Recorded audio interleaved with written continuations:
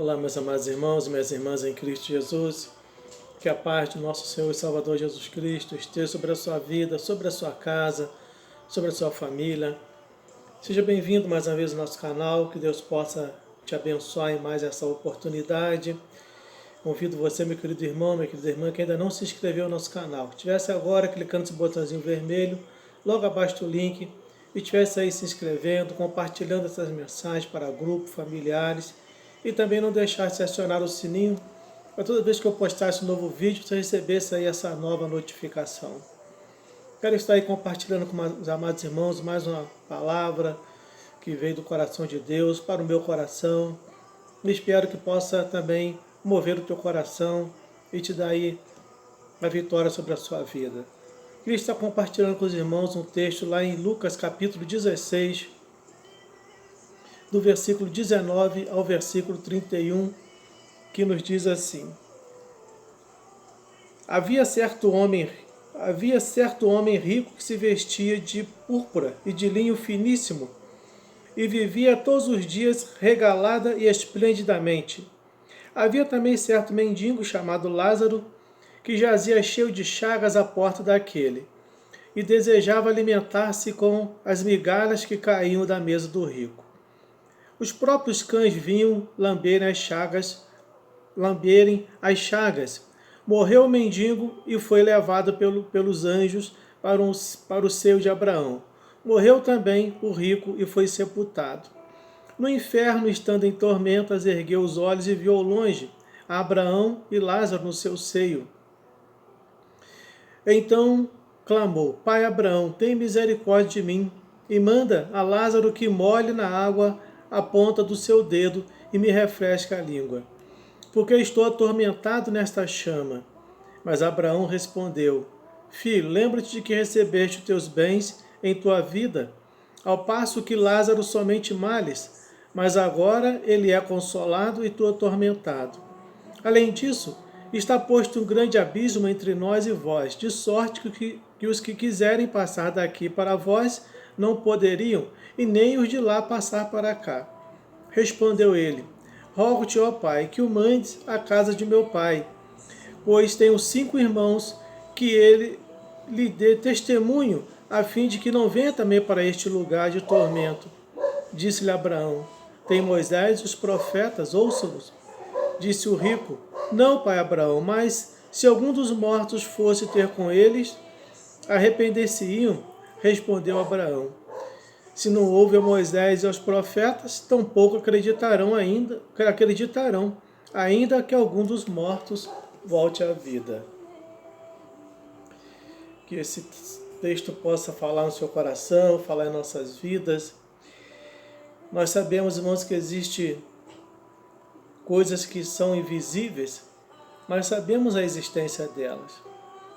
Muitas vezes não precisamos ver alguma coisa para acreditar que elas existem. Só o fato do nosso conhecimento, só o fato da própria natureza se expressar por si, nós acreditamos que existe. Nós acreditamos no vento, que é invisível, porque ele move, né? Move a natureza. E ainda que nós não vemos, nós cremos que ainda existe, sem que duvidemos da sua existência, dessas coisas todas. Por exemplo, ninguém duvida que a eletricidade ela seja real, pois apesar de não a vermos, podemos experimentar seus efeitos. Ninguém duvida, irmãos, que existe a eletricidade, ela é invisível. Mas apesar de nós não vermos a eletricidade, nós não vemos como corre aquela corrente elétrica em todos os circuitos, pela fiação, por tudo. Nós acreditamos que ela existe. Então, mesmo que você não veja eletricidade, você não irá tocar num cabo de alta tensão, pois você sabe que a eletricidade ela está lá.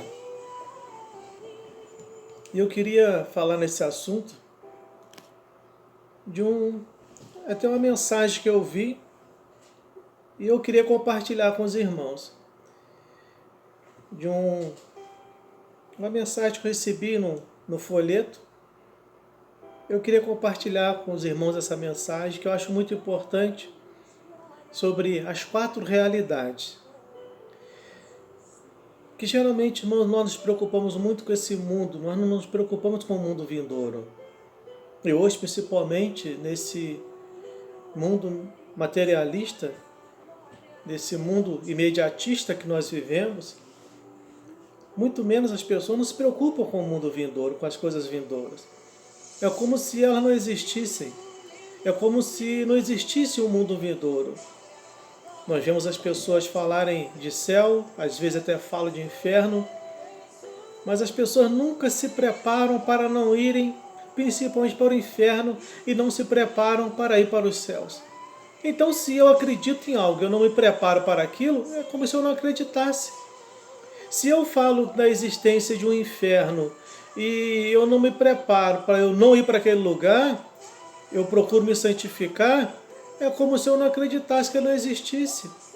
Se eu vejo na palavra de Deus que ela fala que existe um céu, onde nós vamos reinar eternamente com Cristo, mas eu não me preparo para viver eternamente com Cristo, eu não acredito na existência de um céu.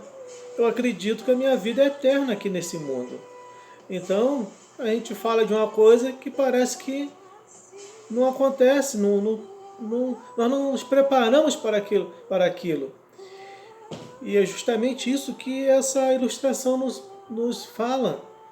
Se eu acredito que existe a eletricidade, eu não vejo ela. A não ser quando eu clico no interruptor, quando eu ligo um aparelho em uma tomada e ele começa a funcionar, imediatamente eu acredito. Então eu queria falar sobre essas 4 realidades, meus irmãos, que é pecado, perdão, inferno e céu. Essas 4 realidades. Esse texto que nós lemos aqui é um texto muito compromissor.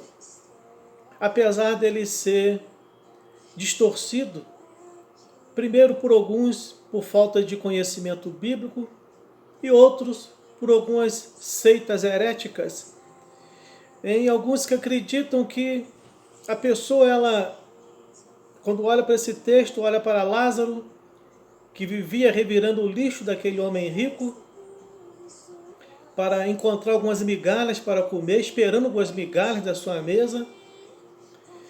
Parece que quando Lázaro morre, ele vai para o céu, vai para o seio de Abraão, para um lugar mais tranquilo, mais refrescante, porque ele sofreu nessa vida. Parece que ele pagou todos os seus pecados nessa vida, então ele tem o direito, só porque ele era pobre, mendigo, miserável, ele teve o direito de ir direto para os céus. E vemos esse rico, que por ele ter sido rico, viveu de uma forma esplêndida, confortável, ele foi para o inferno, porque ele desfrutou de tudo já nessa terra, e lá ele não teria direito de desfrutar de coisas boas. Então esse é um questionamento de algumas seitas e de alguns ignorantes, me perdoe assim, de dizer, por falta de conhecimento bíblico, por falta de estudar a palavra. Primeiro que Lázaro ele foi para o seio de Abraão, não porque ele era pobre, miserável e sofreu, porque ele tinha algo no seu coração. Ele era um homem desprovido, talvez de bens materiais, talvez até de saúde, mas era um homem que ele tinha Deus no seu coração. Ele era temente a Deus. Lázaro, ele era um homem temente a Deus. Mas o rico era um homem que, segundo você olha para a sua história, quando fala que ele desfrutou de tudo, viveu de uma forma, confortável, ele pensou em si. Tudo que ele tinha, ele não pensou no próximo. Ele via aquele pobre, miserável Lázaro todos os dias revirar o seu lixo para comer os restos da sua comida. Aquele homem poderia muito bem todos os dias mandar preparar um prato e dar para Lázaro, que era um mendigo. Ele poderia fazer isso. Não ia lhe fazer falta nenhuma. Mas era um homem arrogante, um homem soberbo, um homem que não se compadecia do seu próximo. Mas o pior disso, O que nós vemos nesse homem, o que parecia que ele fazia parte de alguma seita em que não acreditava no mundo vindouro, não acreditava na morte, na vida após a morte. É um homem que ele acreditava, segundo a gente olha, ele era materialista, muito materialista, mas ele acreditava que a vida se terminava aqui. E nós vivemos hoje, irmãos, no meio de uma sociedade, no meio de pessoas em que acreditam que tudo termina aqui nesse mundo. Tudo se acaba aqui. Por isso há uma despreocupação muito grande para esses 4 itens em que nós vamos falar: pecado, perdão, inferno e céu. Uma despreocupação muito grande. Porque se tudo encerra aqui, não vou ter sofrimento na vida vindoura. Claro que muitos acreditam, mas existem, irmãos, milhares, milhões de pessoas que não acreditam nisso, como esse homem. Pessoas que elas só vão deparar com a realidade, com essa realidade, que nós vamos falar dessas 4 realidades, quando elas estiverem diante do trono. E nós vemos que esse homem, quando ele se depara com a realidade, para onde ele foi? Para um mundo de tormento. Ele não foi para o mundo de luxo onde ele tinha na terra. Uma vida confortável onde ele tinha lá, talvez no seu palácio, no lugar onde ele vivia, na sua luxuosa casa. Ele foi para um lugar que nem água tinha para ele beber. E ele, do outro lado, de uma forma ilustrativa, ele vê Abraão e Lázaro no seio de Abraão. E tudo indica que ninguém chama Abraão de pai se não for uma pessoa que pertencia à sua linhagem. Esse homem, ele era da linhagem de Abraão, ele conhecia Abraão. Ele pede: pai Abraão, mande que Lázaro molhe o dedo e refresque a minha língua. E Abraão revela para ele que não tinha como passar dali e passar para o outro lado. Ele fala: então manda que vão na minha casa, que eu tenho 5 irmãos, não quero que eles venham passar por isso que eu estou passando. E Abraão disse: tem Moisés e tem os profetas, dizendo o quê? Como se fosse para nós hoje, tem as escrituras. Deus deixou as escrituras para nós. Moisés e os profetas significam as escrituras que foi deixado, as leis que foram dadas no passado, as profecias foram dadas pelos profetas, pelos grandes homens de Deus. Então isso que ele está dizendo, tem Moisés e os profetas, eles não ouvem. Como é que eles vão ouvir? Ele diz: então mande que alguns dos mortos vão lá falar com eles. E Abraão disse: se eles não ouvem a Moisés e os profetas, eles não vão ouvir os mortos. E é justamente isso. Quando Paulo diz muito bem claro nas suas cartas: ainda que desça um anjo dos céus e me pregue outro evangelho. Irmãos, o nosso evangelho já está escrito. A palavra de salvação, ela está aqui. Não vai vir nenhum anjo mandar uma outra mensagem, falar uma outra mensagem no coração de ninguém. A palavra de salvação, se parecer um anjo e acrescentar alguma coisa fora da escritura, ele é mentiroso, ele não é de Deus, ele é enganador, ele é do maligno. Porque primeiro que Deus não manda anjo nenhum para acrescentar nada, porque a palavra é completa, ela é viva, ela é eficaz, ela é atual. Ela se compraz pelo que ela é enviada. Então nós vemos, irmãos, que a primeira realidade em que precisamos entender é o pecado. Nós não vemos o pecado. Tem um hino muito antigo do saudoso Jair Pires: o pecado não dói. Se o pecado doesse, muitos não pecariam. O pecado não dói de início. Claro que ele tem a sua consequência depois que vai doer, mas de início não, ele não dói. O pecado você não vê, mas ele é uma realidade, ele existe. E por ele existir, é ele que nos separa de Deus e que traz tanto sofrimento para o mundo, para a sociedade e para a humanidade. Pelo fato da existência dele. O que mais temos visto, não somente hoje, mas em todos os tempos, são pessoas dominadas, escravizadas pelo pecado. E através disso, irmãos, tem entrado no mundo, em todos os tempos, dessa realidade: injustiça, guerras, ódio, assassinatos e homicídio no mundo. Então, por esse fato, por existência do pecado, pela humanidade se deixar levar pelo pecado, ser escravizada por esse pecado, tem permitido isso. Por causa dessa realidade, existe aí tantas injustiças, irmãos. Tantas injustiças, tantas guerras, tanto ódio, tantos assassinatos, irmãos. E quantos homicídios nós temos visto no mundo que nós temos vivido. Quantas coisas ruins? Pelo pecado. Então, o pecado ele é a desgraça do homem. Ele é a desgraça do homem. E quando eu falo de homem, eu falo no sentido genérico de homem e mulher, ele é a desgraça do homem, do pecado. O homem precisa fugir do pecado. E para fugir de pecado, entende bem o que eu vou dizer para você. Claro que quando você é um cristão, você aprende a fugir do pecado. Você tem embasamento na Bíblia. Você tem o revestimento do Espírito Santo. Mas a tua carne, ela não se converte, então ela continua desejando o pecado. Então, para o homem fugir do pecado, para ele não se enveredar pela comida do pecado, ele precisa fugir do pecado. E para isso, a pessoa pode ser até uma pessoa inteligente. Eu não posso fazer isso porque eu sou essa pessoa. É como o sentido de um homem e uma mulher casados. Tem sentido de haver, colocando de uma forma tão simples assim, mas que é algo muito grosseiro, haver uma traição no relacionamento? Claro que não. Existe todo o processo, todo o tempo de arrependimento, todo o tempo para se correr daquele pecado. Mas o que está ali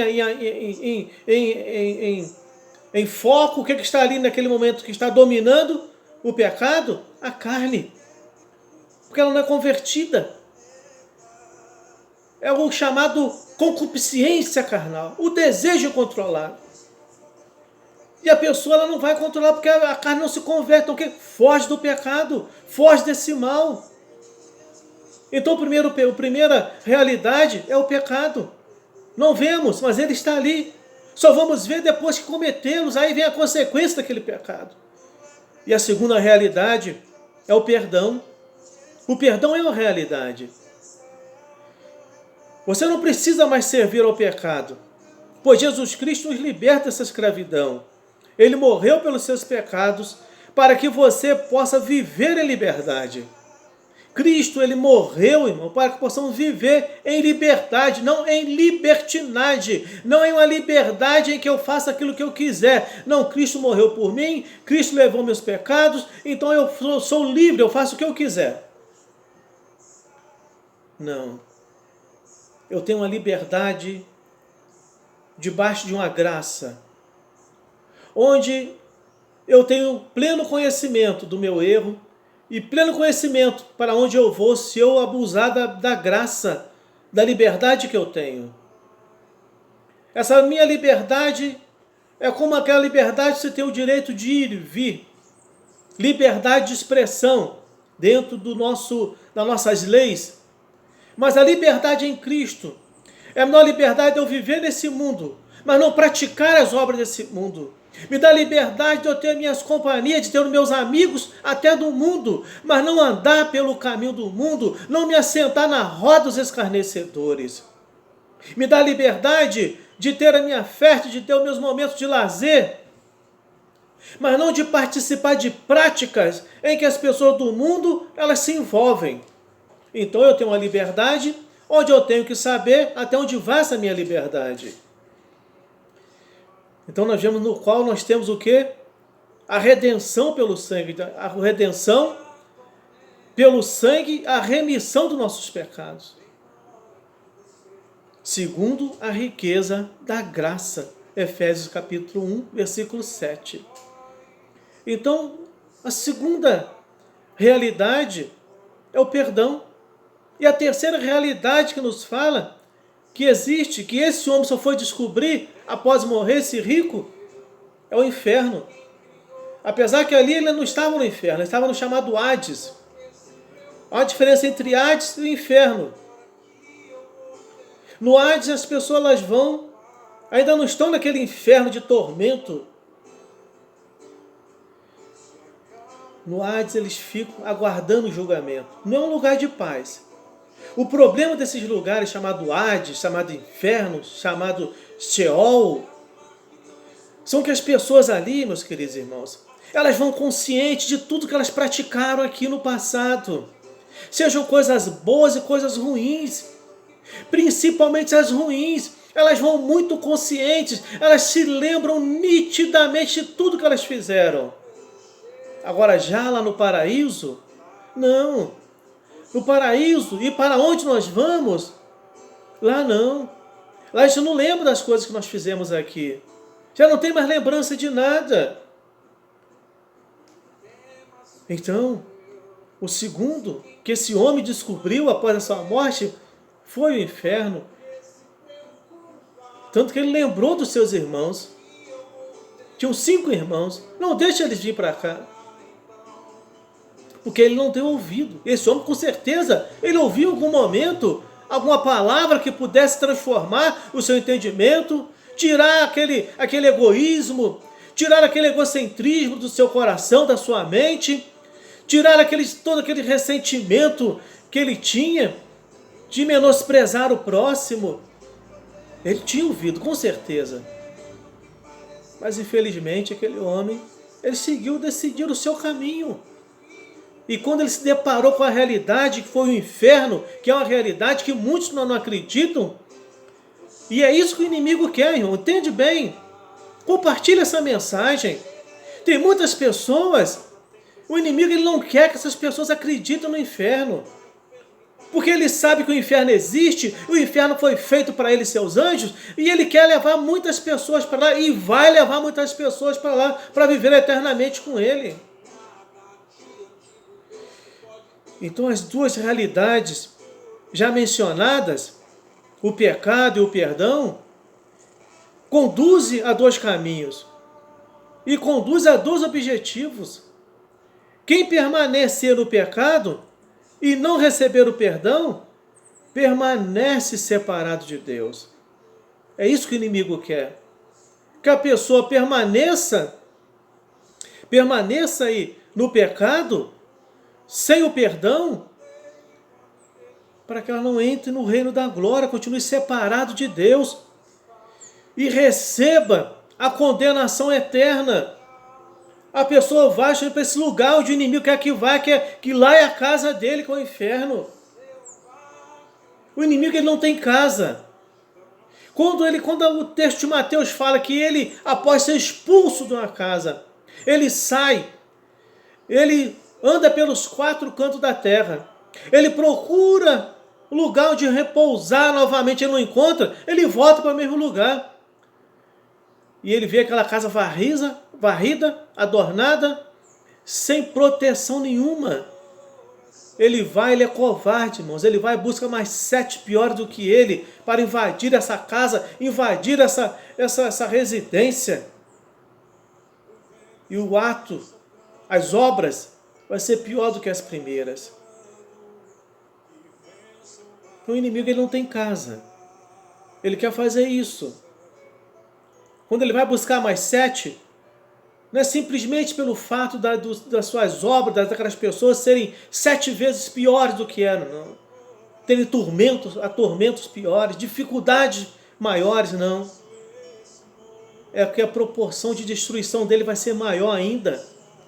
Vai ser no lar, vai ser família, vai ser filhos, ele vai invadir as gerações, porque a pessoa abriu uma porta, não se protegeu, não se conservou. Então, em João capítulo 8, versículo 24, ele diz assim, olha, João 8, 24. Por isso eu vos disse que morrereis nos vossos pecados, porque se não credes que eu sou, morrereis nos vossos pecados. Se não credes que eu sou quem? Deus, Cristo, o príncipe da paz, o Jeová Jireh, o Deus que provê, Jeová Rafá, o Senhor da salvação, o príncipe da paz, a rosa de Saron. Se não credes que eu sou, se não credes que eu sou o caminho, a verdade e a vida, se não credes que Ele é a porta, aquele que entra por Ele encontrará pastagem, salvação para a sua alma. Então, se a pessoa não crê, ela vai justamente para esse lugar. Infelizmente, vá para esse lugar. O inferno é uma realidade, meu irmão. É uma palavra dura que ninguém gosta de ouvir, mas é uma realidade muito grande. Infelizmente, nós precisamos fazer como Judas na sua carta, ele diz, se eu não me engano, versículo 19, procurar arrebatar alguns que cambaleiam para a morte. Cambaleia para onde? Para o inferno, para a morte eterna. E nós vamos fazer alguma coisa. Se possível, arrebatar alguns. Não vamos arrebatar todos. Vê que aquilo, esse rico queria que fosse anunciar aos seus 5 irmãos. Mas com certeza eles ouviram a palavra. E a última coisa que fala é o céu. O céu não é esse azul que nós temos maravilhoso, lindo, em dia de sol, não. Ou cinza num dia nublado, que ele fica muito bonito. Nesse céu azul. Mas é o céu, além de todas as coisas, aquele céu que Paulo diz, conheço um homem, não sei, se em carne não sei, se em espírito não sei, que foi arrebatado até o terceiro céus. É aquele céu que você vê em Apocalipse, capítulo 5, onde vê ali os querubins em volta da glória do Senhor. Nós vemos ali aqueles 24 anciãos lançando as suas coroas e dizendo: Santo, Santo, Santo é o Senhor dos exércitos. É nesse céu que nós vamos morar, nesse céu azul que nós vemos. Esse foi criado para o nosso limite. Agora a nossa salvação vai além desse céu azul. Então você pode experimentar as 4 realidades. E eu espero que você aceite a segunda realidade. É a realidade do perdão dos seus pecados. Arrependendo-se e confessando os seus pecados. Assim você será liberta do inferno e da perdição. E será transformada em cidadã dos céus. Só através da confissão do pecado, só através do perdão é que nós vamos encontrar isso, é que nós vamos entrar nesse reino da glória, vamos entrar naqueles portais da glória do Senhor. Que Deus possa te abençoar, meu querido irmão. Então, qual é a sua reação diante disso? Não feche os seus olhos para essas verdades, simplesmente negando tudo. Seja realista, seja alguém que receba a vida eterna pela fé. A palavra de Deus em Apocalipse capítulo 21, versículo 4, nos diz que Ele enxugará dos nossos olhos toda lágrima. Lá não vai haver mais dor, não vai haver mais pranto, não vai haver, irmão, mais morte, porque as primeiras coisas se passaram. Então, meu querido irmão, minha querida irmã, qual é a tua reação diante disso? Você, meu ouvinte, você, meu amado. Qual é a tua reação diante disso? Qual é a tua realidade? Pecado, abandone o pecado, busque o perdão, fuja do inferno e abrace os céus. Busque os céus como aquela mulher buscava aquela moeda.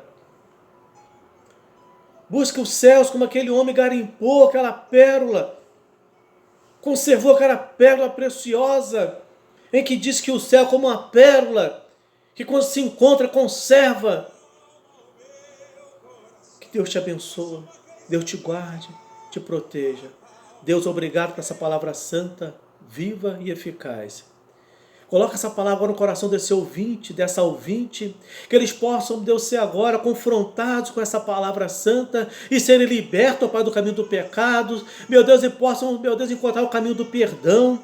meu Deus, e se afastar, Pai, dessas obras do mundo, meu Deus, e fugir, ó Pai querido, dessa morte eterna, que é ir para o inferno, ó Deus eterno, e que eles possam, meu Deus, encontrar o caminho da salvação, que entrar pela porta, meu Deus, que é Cristo Jesus. Meu Deus, tome agora em tuas mãos, que essa palavra possa penetrar na sua mente, no seu coração, na sua alma, no seu entendimento. Eu oro, eu abençoo agora esse ouvinte, esse irmão, essa irmã, em nome de Jesus. Que Deus te abençoe, te dê a vitória e fique com Deus em nome de Jesus, meus irmãos.